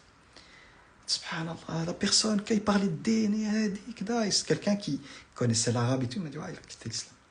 ça m'a fait peur. Pourquoi ça m'a fait peur? Parce que dans ma représentation, comme je le voyais, je ne le connais pas très bien, je vous ai dit, je l'ai vu 2 fois, et la ferveur dans laquelle il était, tu ne peux pas imaginer ça pour une personne comme ça qui applique la sunna et tout. Mais il a été là-dedans. Pourquoi? Je vais vous dire des choses fortes, il faut accrocher vos ceintures. L'islam, vous voyez l'islam, notre religion, c'est une religion qui est lourde.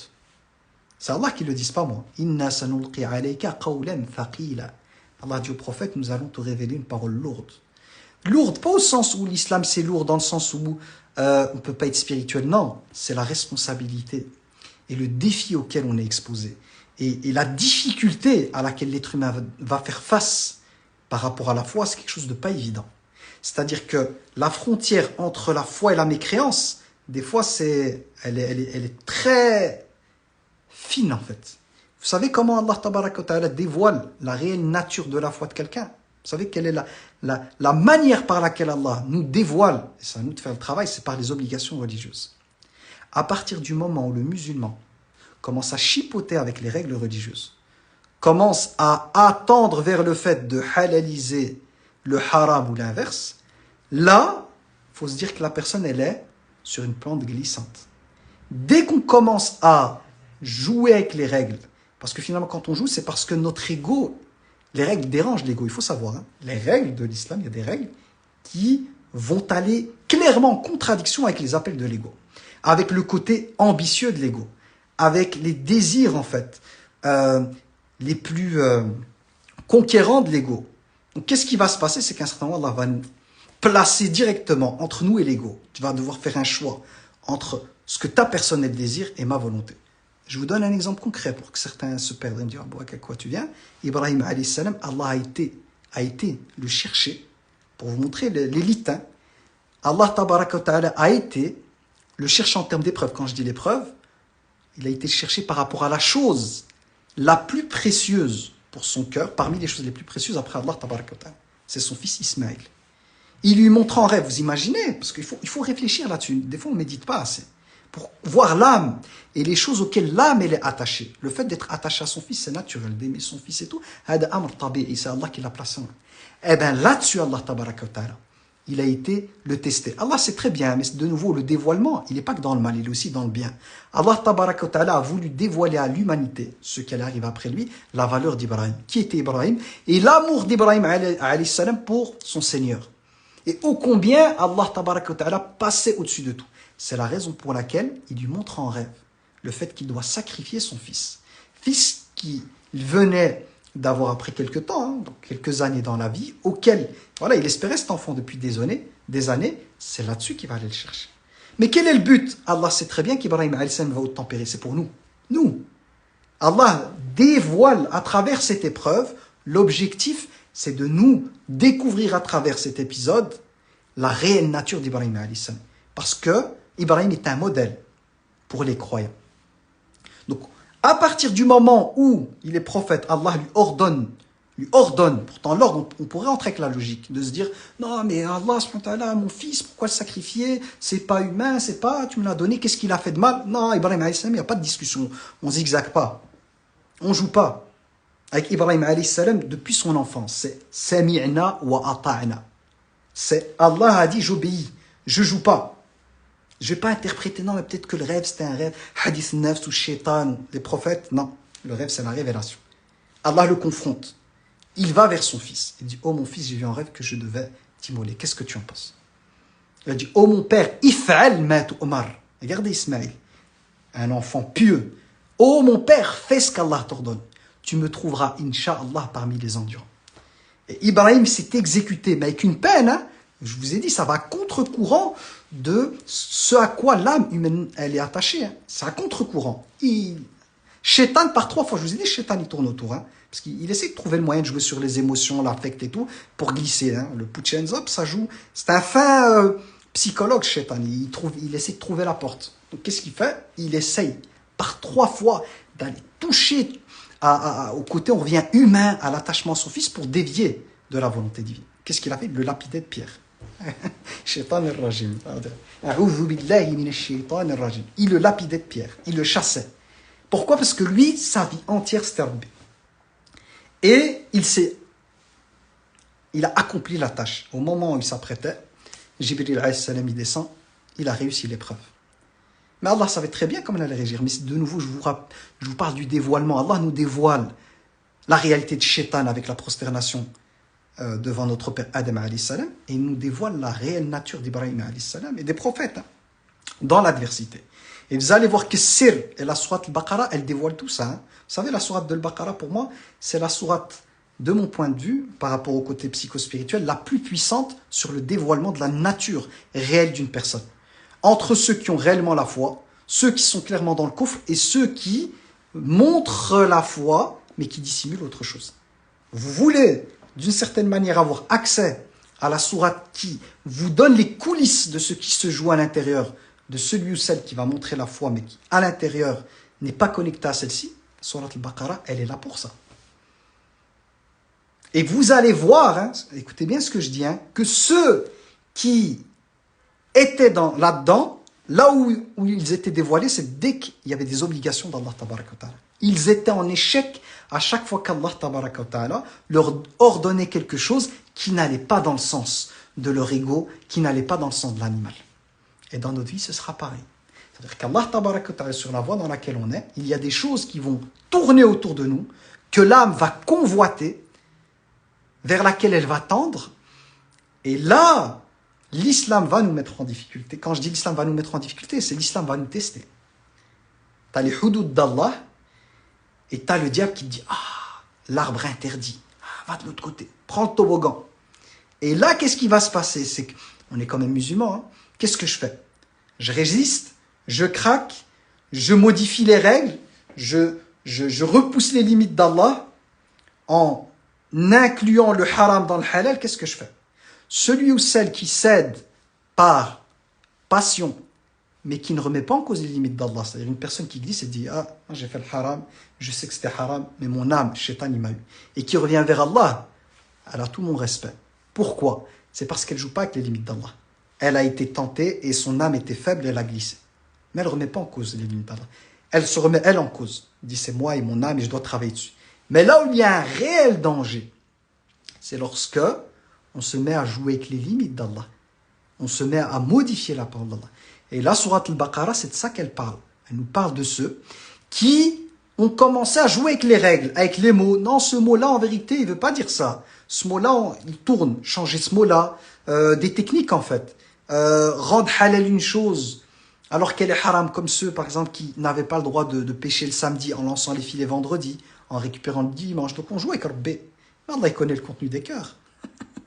Donc on voit même ici qu'en termes de connaissance d'Allah, est-ce que celui qui a l'intention à l'intérieur de lui de récupérer une chose haram en la halalisant, en lançant les filets le vendredi, en récupérant dimanche, tout en recherchant les poissons du samedi qui sont interdits, est-ce que cette personne-là, qui se dit croyante, ne sait-elle pas qu'Allah connaît ses intentions?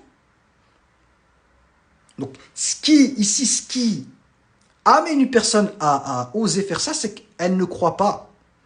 Elle n'a pas cette foi ancrée du fait qu'Allah connaît ses intentions. Sinon, elle n'aurait pas osé le faire. Donc là, c'est pour... Je vous montre un peu ce à quoi on est exposé. Et on ne quittera pas ce monde. Les épreuves, elles vont s'enchaîner. Et on ne quittera pas ce monde. Jusqu'à ce que chacun d'entre nous soit dévoilé. Retenez ça.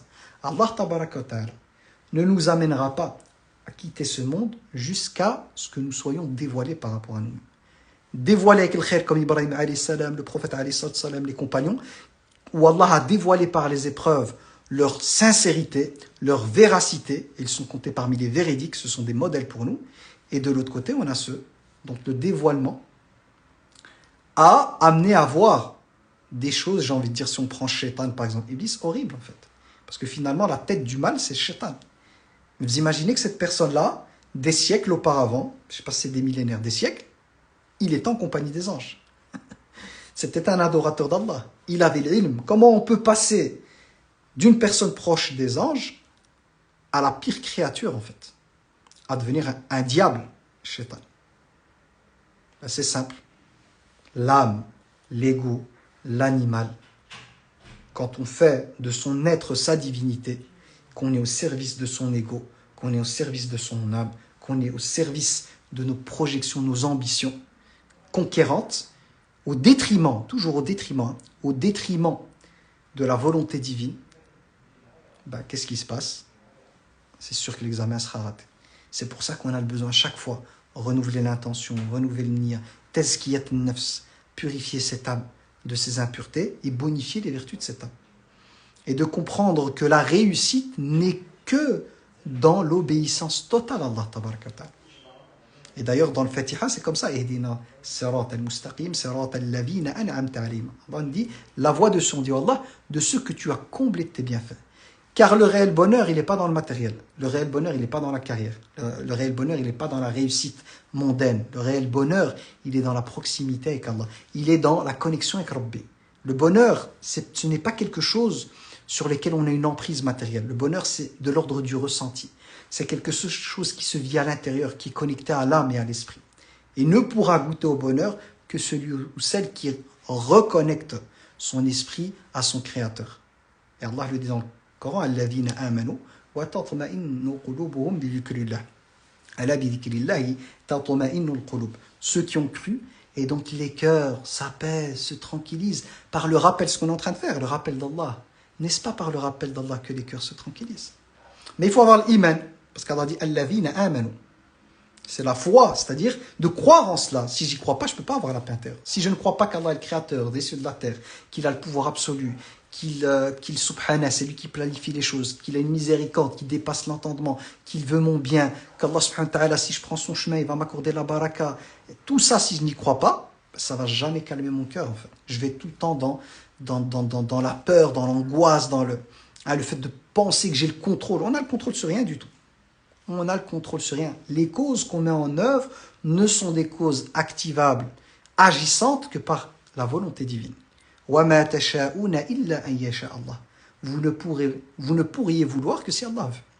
Donc quand j'arrive à réaliser des choses, c'est parce qu'Allah m'a doté du libre arbitre, et qu'en matière de cause extérieure, il me permet d'utiliser ce libre arbitre, et ce libre arbitre devient agissant. Mais s'il veut, j'ai mon libre arbitre, mais il me bloque par des choses extérieures, j'arrive pas à mes objectifs. Donc le libre arbitre vient de lui, ma capacité à pouvoir agir, elle vient de lui, mais en même temps les causes extérieures qui me permettent d'user de mon libre arbitre pour arriver à mes objectifs dépendent de lui, viennent de lui. Et le résultat vient de lui. Donc soumission totale à Allah tabaraka wa ta'ala. Accueil total de ce qu'Allah veut. Allah me dit fais, je fais pas. Et si mon âme incitatrice au mal m'amène à glisser, je ne vais jamais rendre un haram halal. Je vais reconnaître mes torts. Ya Rab, j'ai fauté comme l'a fait notre père Adam alayhi salam. Je reconnais mes torts et Allah dans le Coran, et le prophète nous a transmis ça, me montre la voie par laquelle je peux réparer. Parce que l'être humain, il n'est pas parfait. On n'est pas parfait. On va commettre des erreurs jusqu'à la fin de notre vie. L'idée, c'est de faire des efforts et de marcher. Mais on reste des êtres humains. Donc comment je fais? Voilà, j'ai fait une erreur, j'ai glissé, le diable m'a eu sur telle et telle chose, même intérieurement. Hop, je peux réparer. Allah me donne la solution. Il l'a enseigné à notre père Adam alayhi salam lorsqu'il a consommé du fruit de l'arbre défendu. C'est tauba. Et Allah aime pardonner. Et Allah aime ceux qui se repentent. Et Allah aime ceux qui reviennent chaque fois auprès de lui, qui demandent de repentir, qui pleurent entre ses mains. Donc, j'ai envie de dire, c'est pas dans le fond, le danger n'est pas lié au fait de commettre une erreur. C'est pas l'erreur en tant que telle. Le danger, il est dans la rébellion vis-à-vis d'Allah. Le danger, il est dans la modification de la parole d'Allah. Cette volonté par laquelle je veux agir librement dans ma vie. Je veux plus qu'on me limite en fait. Parce que effectivement, la religion musulmane contient des hudud, des limites, mais l'être humain en fait, il aimerait pouvoir vivre complètement libre en fait. Je fais ce que je veux, je suis libre. Et il n'a pas envie qu'on commence à lui dire non mais ça tu peux pas, ça tu peux. Ça le dérange en fait. Non, je veux guider ma vie comme je veux. Mais ce qu'il faut savoir est très important, c'est que les limites qu'Allah a placées, c'est pour notre bien. C'est ça le comble de l'histoire, c'est que ces limites placées par Allah, ce sont des limites qui ont été placées pour le protéger, pour son bien, pour sa réussite, dunya al-akhirah. Mais l'être humain se pense plus intelligent, il comprend mieux, et il ne voit dans ces limites qu'une oppression en fait de sa personne. Mais pas du tout, au contraire, toutes les règles de la religion sont là pour protéger l'être humain dans son intérêt. Elles tendent tous vers des finalités nobles. Protéger la religion d'Allah, protéger la psyché de l'être humain, protéger sa vie, protéger ses biens matériels, protéger sa descendance. Que des choses nobles et des choses bonnes. Donc pourquoi moi je vais jouer avec les règles? Si ces règles sont justement là pour mon bien, Mais c'est une question de confiance, parce que le diable, il va me dire le contraire. Il va me dire, non, non, tu vois, c'est limite. En fait, c'est juste des choses pour te bloquer ta vie. D'ailleurs, c'est pas Allah qui dit, c'est les ulama, c'est ceci, on va commencer à jouer. Shaitan, c'est ce qu'il va faire, en fait. Parce que à partir du moment où on est quand même musulman, on croit en lui, on peut pas s'opposer à Allah directement. On peut pas dire, non, mais, non, on va s'attaquer sur autre chose. On va dire, ouais, mais ça, c'est les gens qui comprennent Allah, hein. Mais ça, c'est les anciens. Le verset, il est clair? Non, non, c'est les anciens. Ou non, ce mot, il veut pas dire ça, en fait. Ce mot, on peut l'interpréter comme ça. Ça, c'est l'ab, ça, c'est un jeu, en fait, on joue. Donc, comme on ne peut pas directement dire, si Allah dit quelque chose, on ne peut pas s'opposer à la volonté d'Allah, on va jouer autrement, en fait. Dans le vocabulaire, la linguistique, dire non, mais en vérité, ça, c'est les humains qui ont expliqué que... Non, les choses sont claires, en fait. On ne rentre pas dans les détails techniques sur lesquels il y a des divergences. Il y a des grandes choses claires, comme de l'eau de roche. Tout être humain qui a un cœur sain, il sait que ça, c'est pas bien. Demain, vous allez me dire... plus besoin de mariage et que l'être humain, il peut avoir des rapports intimes comme ça sans mariage, toute personne sensée va vous dire, ça, c'est pas sain. Là, on est dans l'animal, on est dans la consommation. Le mariage, toute personne intelligente et saine va dire, le mariage, c'est quelque chose de bien. C'est-à-dire que pour pouvoir avoir une relation avec une personne du genre opposé et construire un projet, une vision, il faut encadrer ça avec un contrat, un engagement. C'est pas là où on consomme à droite, à gauche et... Non, on n'est pas dans des relations de consommation. Ça, c'est la personne sensée. Vous allez trouver des gens encore là-dessus qui vont chipoter, en fait, rentrer dans le Coran. Mais en vérité, zina, c'est pas zina, mais tant qu'il y a le consentement entre les deux, on n'a pas besoin du mariage. Ou, de nouveau, l'alcool. Allah, dans le Coran, il dit l'alcool, il interdit l'alcool. Il explique le pourquoi. On voit, même dans les sociétés non musulmanes qui autorisent l'alcool, vous ne pouvez pas prendre la voiture avec une quantité, un nombre de, je crois que ça, c'est 100 grammes d'alcool dans votre sang. Parce qu'ils savent que l'alcool, ça amène. Donc, c'est du bon sens, en fait. Donc, tout les interdits d'Allah tabaraka wa ta'ala, c'est flag, on voit que c'est pas, parce que c'est pas bien. Voler, Allah a interdit le vol, on sait pourquoi c'est pas bien de voler.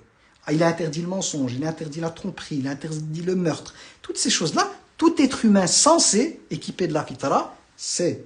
Après, il y a d'autres choses, beaucoup plus techniques. Là, à la rigueur, les spécialistes qui divergent, on va dire que ce sont des choses liées à la conviction.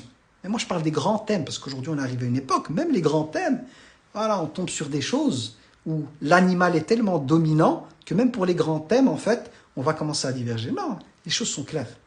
C'est toi, qu'est-ce que tu veux finalement? La vraie question, c'est quoi? C'est-à-dire, ok, je vais mettre de côté toutes ces choses-là. Je vais t'écouter toi, monsieur, toi, madame.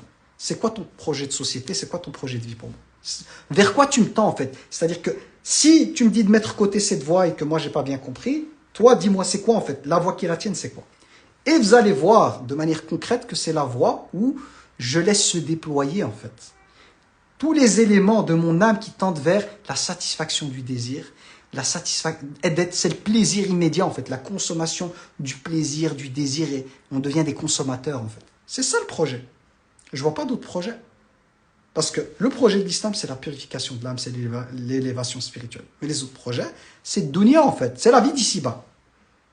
On ouvre là les plaisirs et l'ego, la place, ma place particulière et les désirs. C'est ça le projet. Si quelqu'un voit autre chose, ça qui me le dit, qui me montre le khayr qu'il y a là-dedans, en fait, le bien qu'il y a là-dedans. Moi, sincèrement, en toute sincérité, et je suis comme vous, un être humain, donc ces règles s'imposent à vous comme à moi et tout, et je suis fait face, et je dis, alhamdoulilah qu'il y a ces règles. Je remercie Allah matin, midi et soir qu'il y ait des règles aussi claires. Parce que s'il nous avait laissé sans règles, on est tous des êtres humains. On ferait des bêtises à droite et à gauche. Parce que c'est pas haram, ben, la société, elle te vend que ça. À la télé, dans les réseaux sociaux, on te vend que des choses liées désir, plaisir. Tu veux du désir, suis-moi. Donc s'il n'y avait pas ces règles, tous, parce qu'on est des humains, tous, il n'y a personne qui va dire non, moi je suis un ange, moi je ne ferai rien du tout. Tous, à des degrés différents, bien sûr. Mais on serait tous amenés à dire si c'est pas haram. Qu'est-ce qui m'empêche de faire telle et telle et telle et telle chose? Ou de tester telle et telle chose? Rien qui m'interdit. Donc, alhamdoulilah, qu'Allah tabaraka ta'ala nous ait balisé le chemin, nous a montré, de manière à nous protéger. Parce que sinon, on vivrait dans des sociétés où c'est la catastrophe. Et déjà avec les règles, on voit ce que ça donne. Déjà avec les règles, donc on est musulman, hein, parce que nous, on n'est pas des tekfiri, hein, donc on ne va pas sortir quelqu'un de l'islam pour un péché. Hein. Voilà, il faut comprendre que la croyance juste, c'est celle qui considère que la personne pécheresse, à partir du moment où elle se déclare musulmane, même si elle commet un grand péché, elle reste musulmane. Ça, c'est la croyance qui est celle qui a été transmise du prophète salam aux compagnons, etc., etc.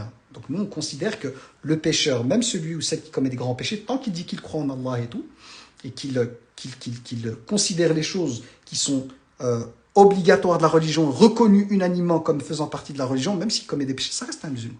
Mais même avec ces règles-là, on voit qu'une bonne part de la communauté elle est en difficulté. Si on n'avait pas, comment on arrive? Ce serait un monde... Donc, alhamdoulilah, ces règles, elles sont une bénédiction pour nous. Mais elles sont un test. Qu'est-ce que tu fais? Dévoilement. Qu'est-ce que tu fais?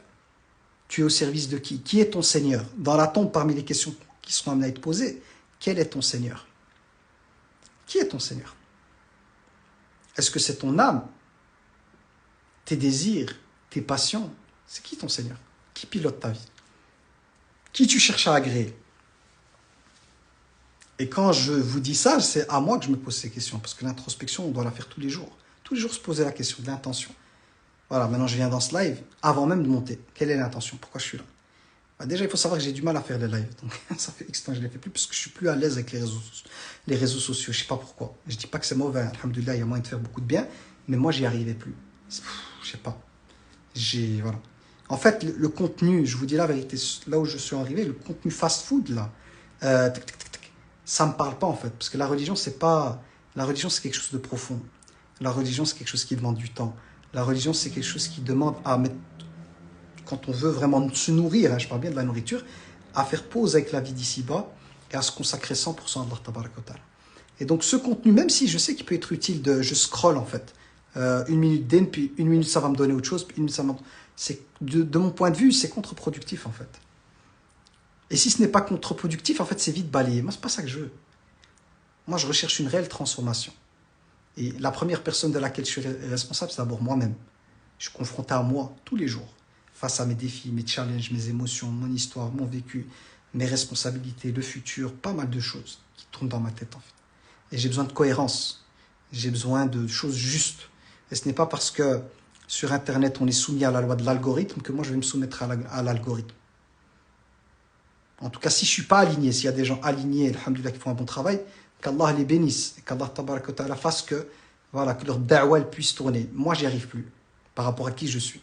Mais tous ceux qui arrivent, moi, je les motive à faire le khair. Le bien, il doit être partout. Mais intérieurement, je vous donne une position intérieure.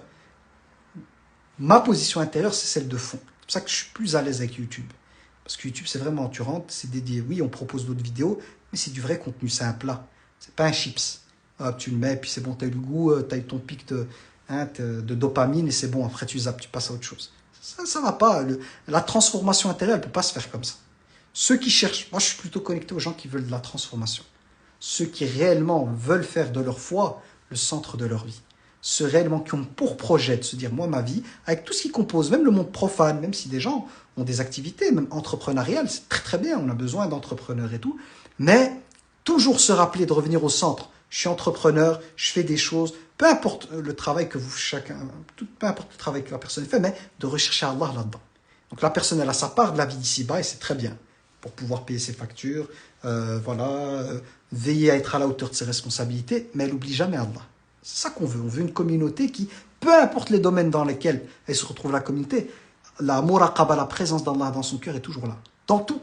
Que la personne soit mère au foyer, ou père au foyer, ou éboueur, ou mécanicien, ou électricien, ou entrepreneur, ou même, quand je dis entrepreneur, dans tous les domaines entrepreneuriels, dans l'immobilier, dans le business, peu importe ce qu'elle fait, le coaching, la thérapie, ce qu'on veut, enseignant, toujours ne jamais oublier que, en plus de la contrepartie financière, le centre et le cœur, c'est Rabbi.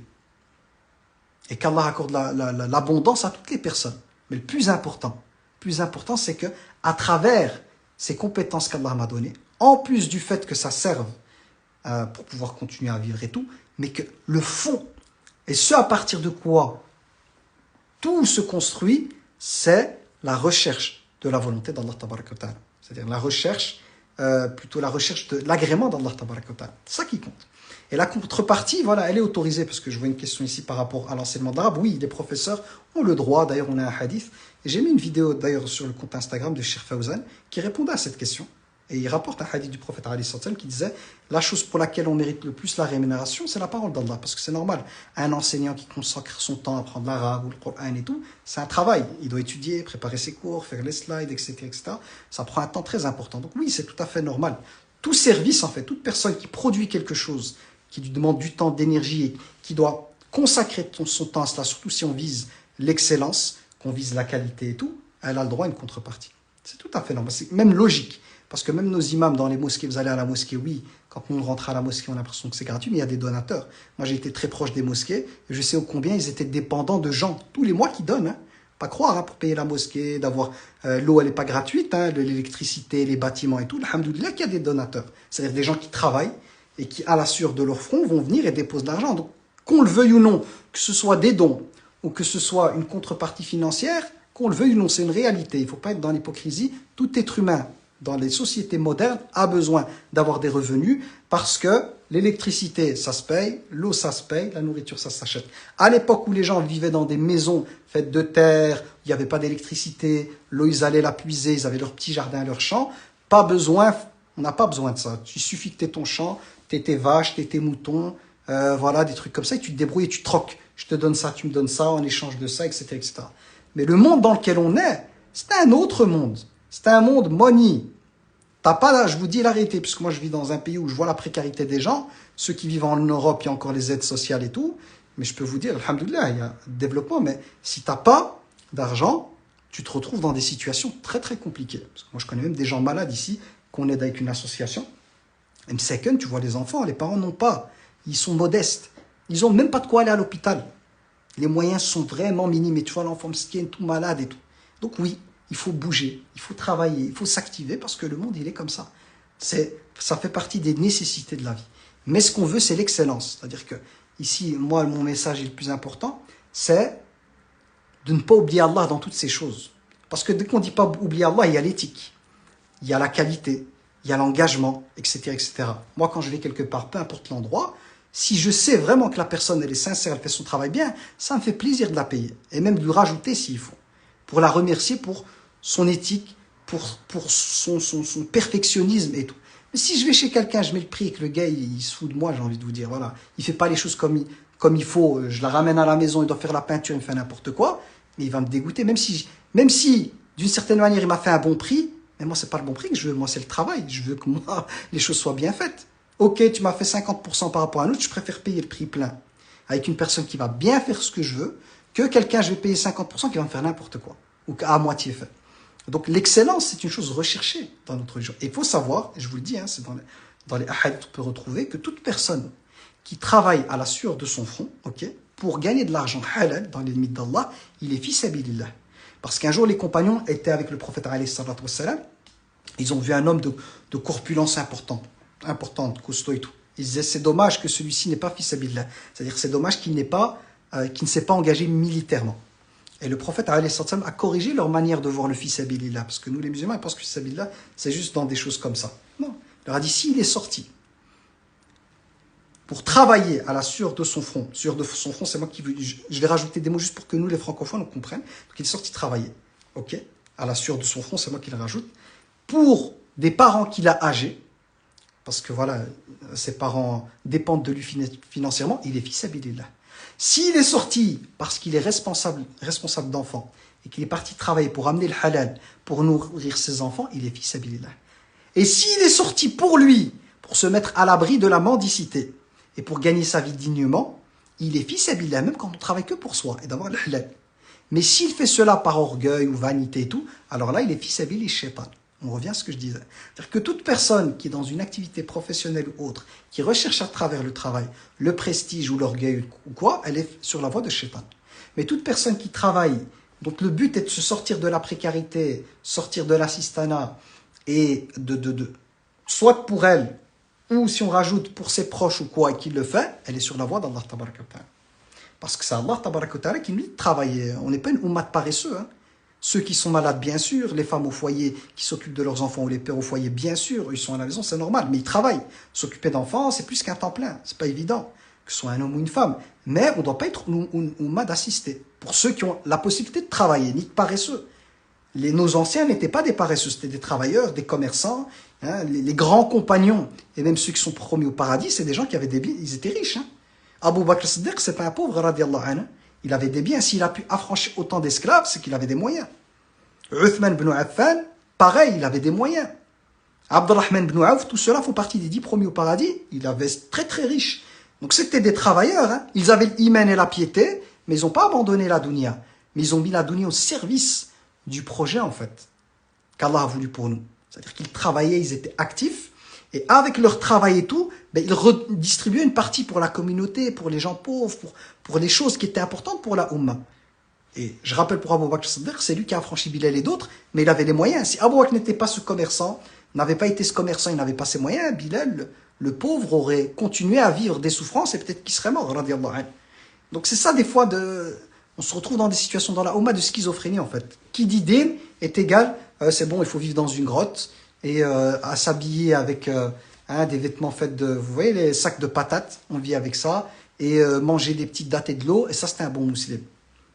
Pas dans ce qu'Allah a voulu. Allah il a voulu que le musulman, la musulmane soit fort à tous les niveaux, au niveau de la foi, au niveau des compétences, au niveau de sa personnalité, au niveau matériel, à tous les niveaux. Là où on peut atteindre l'excellence, il faut aller la chercher. Mais les biens matériels doivent être dans la main, pas dans le cœur. Ce n'est pas eux qui doivent dominer le cœur. Ce n'est pas eux qui dictent, ce n'est pas ta boussole. Je ne dis pas pour eux. Mais tu les as entre les mains pour les utiliser dans la voie qui agrée à Allah tabaraka wa ta'ala. Pour être quelqu'un qui fait le khir. C'est ça qu'il faut aller rechercher. Qu'Allah nous guide, j'ai vraiment débordé et je ne voulais pas déborder, en espérant que par la grâce d'Allah tabaraka wa ta'ala, ce petit rappel en mode freestyle puisse d'abord être utile pour moi, parce que voilà, j'ai juste voulu parler avec le cœur. J'appelle ça, c'est un live à cœur ouvert. Donc j'espère que par la grâce d'Allah tabaraka wa ta'ala, cela a pu, ce partage et ces choses qui sont à l'intérieur de moi ont pu vous parler. J'espère qu'Allah tabaraka wa ta'ala qu'il fera de ce rappel un rappel bénéfique pour moi et pour vous. Qu'Allah tabaraka wa ta'ala nous accorde sa miséricorde. Qu'Allah tabaraka wa ta'ala nous compte parmi celles et ceux qui continuent à œuvrer malgré que le ramadan soit passé. Qu'Allah tabaraka wa ta'ala fasse de nous des personnes sincères. Qu'Allah tabaraka wa ta'ala nous accorde la sincérité dans les motivations et les intentions, dans les paroles, dans les actes. Qu'Allah nous préserve des maladies de l'âme. Qu'Allah nous préserve du côté conquérant de notre ego. Qu'Allah nous préserve de l'animal à l'intérieur de nous. Qu'Allah tabaraka wa ta'ala fasse que nous ayons un lien avec sa religion, avec la foi, qui soit un lien en fait inconditionnel. Qu'Allah fasse de nous des personnes qui aiment Allah et qui œuvrent pour Allah de manière inconditionnelle, qui recherchent son agrément avant tout. Qu'Allah tabaraka wa ta'ala nous compte parmi celles et ceux qui ont de la gratitude pour les bienfaits d'Allah. Qu'Allah subhanahu wa ta'ala nous compte parmi celles et ceux qui ont un cœur qui se tranquillise lorsqu'Allah est évoqué. Qu'Allah tabaraka wa ta'ala n'amène pas nos cœurs à dévier après nous avoir guidés. Qu'Allah subhanahu wa ta'ala fasse de nous des personnes qui sont une source de miséricorde pour nos proches, pour les gens autour de nous et pour l'humanité. Qu'Allah fasse de nous une cause de bien pour l'humanité, pas que pour les musulmans, pour tout le monde. Qu'Allah tabaraka wa ta'ala fasse de nous des musulmans dont la foi les pousse à appeler les gens au bien avec douceur, avec sagesse, avec le fait d'aimer pour les autres ce qu'on aime pour nous-mêmes. Qu'Allah tabaraka wa ta'ala nous réunisse dans le Firdaus al-A'la pour l'éternité, qu'il nous préserve du feu de l'enfer et qu'il guide notre jeunesse vers la voie la plus droite, qu'il préserve celle-ci de la mauvaise fréquentation, qu'il la préserve des tentations du diable, qu'il accorde son secours à nos frères et sœurs qui sont éprouvés en ce moment, qu'Allah subhanahu wa ta'ala les assiste, qu'Allah tabaraka wa ta'ala fasse de ceux qui sont décédés dans les effondrements, dans les bombes, qu'Allah les compte parmi les martyrs, qu'Allah tabaraka wa ta'ala fasse de ceux qui sont encore vivants des musulmans et des musulmanes qui sont dans le groupe de ceux qu'on appelle awliya Allah, des alliés d'Allah tabaraka wa ta'ala.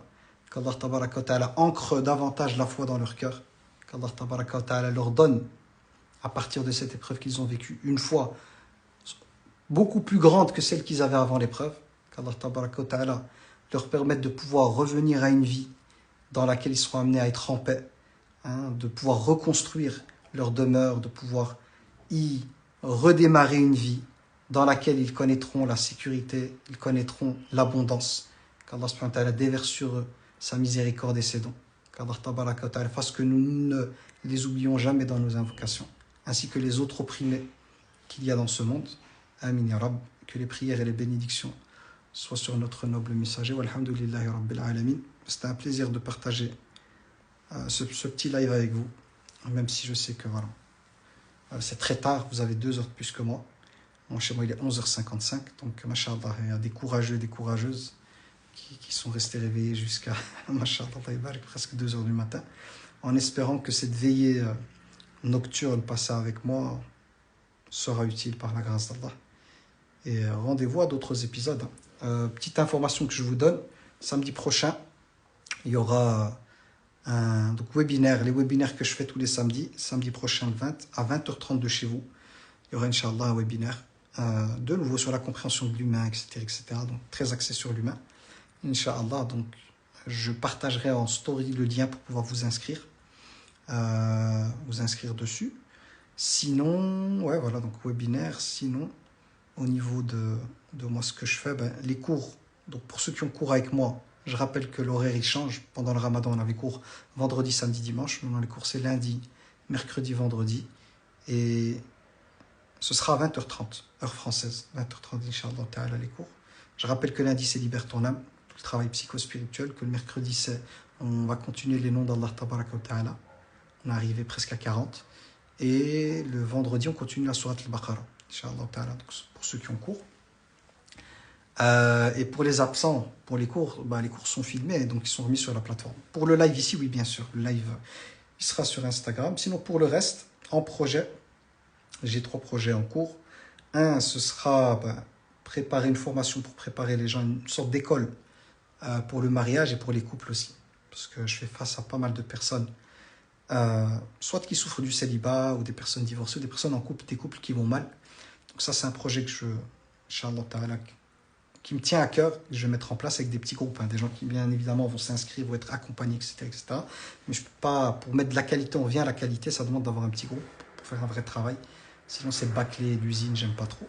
Donc ça, c'est un truc qui va prendre forme, Inch'Allah. Aussi une école de thérapie et d'accompagnement des personnes. Ça me tient à cœur aussi de former des gens pour pouvoir accompagner les gens en souffrance, mais en se basant sur notre référentiel à nous.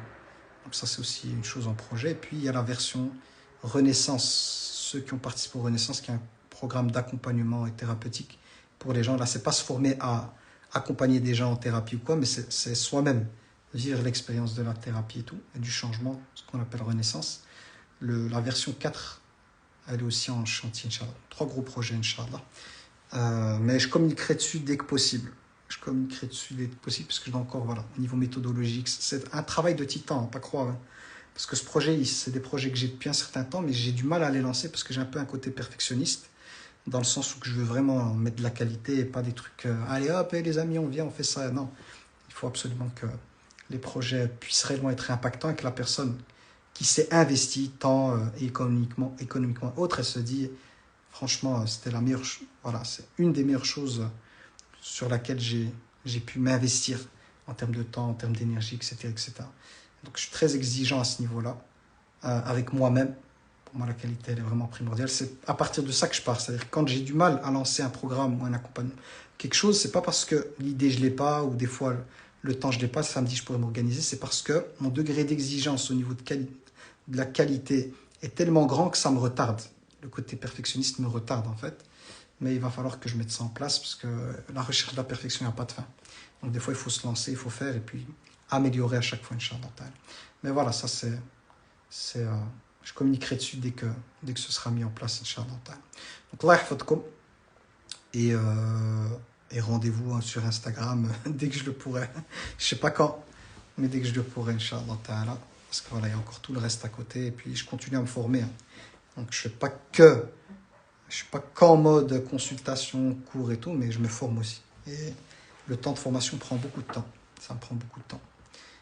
Et c'est essentiel. Une eau qui stagne, c'est une eau qui sent plus très bon, qui n'est plus une eau qu'on pourrait utiliser, quoi. Donc c'est pareil pour nous. On doit à chaque fois se renouveler. Les personnes qui sont dans un domaine, renouveler sans cesse, sans cesse, sans cesse, sans cesse. Et la science, elle n'a pas de limite. Et la connaissance de l'humain, elle est très vaste. Mais c'est passionnant. C'est passionnant, alhamdoulilah. Donc Allah yahfadkoum. Et je vous dis salam alaikum wa rahmatullahi wa barakatuhu. Et rendez-vous, je sais pas quand. Inch'Allah. Si Allah subhanahu prédécide, on aura encore un autre rendez-vous sur Insta, on verra. Mais vous voyez bien que c'est à l'improviste. Je me dis là, j'ai du temps, j'y vais. Mais ce qui est sûr, Inch'Allah, si on est vivant, samedi prochain, si vous vous inscrivez au webinaire, je vous donne rendez-vous vendredi prochain, Inch'Allah. Samedi prochain, pardon, Inch'Allah. Salam alaikum, je suis fatigué. Salam alaikum. Salam. Salam alaikum tout le monde. Ahfadkoum. Inch'Allah, de temps en temps, j'essaierai de me mettre dedans dans les lives, Inch'Allah. On essaye de... S'il y avait moyen de cloner, je clonerais. Maintenant que l'intelligence artificielle, il y a moyen de se cloner. Je crois que je vais m'inventer un clone, mais maximum, c'est pas beaucoup de minutes. Et je pourrais lui donner du texte, il va parler. C'est dangereux, l'intelligence artificielle, parce qu'on peut prendre votre voix, on peut prendre votre visage et vous faire dire avec votre voix tout et n'importe quoi. Donc, qu'Allah nous préserve des méfaits de l'intelligence artificielle. Allez, sur ce, salam alaikum wa rahmatullahi wa barakatuh. Hafidakum Allah. Et vous le retrouverez en replay. Donc je ne vais pas l'effacer, Inch'Allah. Comme j'ai fait monter personne qui me dira non frère, s'il te plaît, je suis monté, il faut pas, je ne dois pas apparaître là. Là au moins, voilà, il n'y aura pas ce problème. Parce que j'ai déjà eu des lives qui ont disparu parce que personne ne voulait pas apparaître. Bon, salam alaikum. Ahfadkoum. Ouais, ça manque de naturel, l'intelligence artificielle. Hafidakum Allah, salam alaikum. Terminé.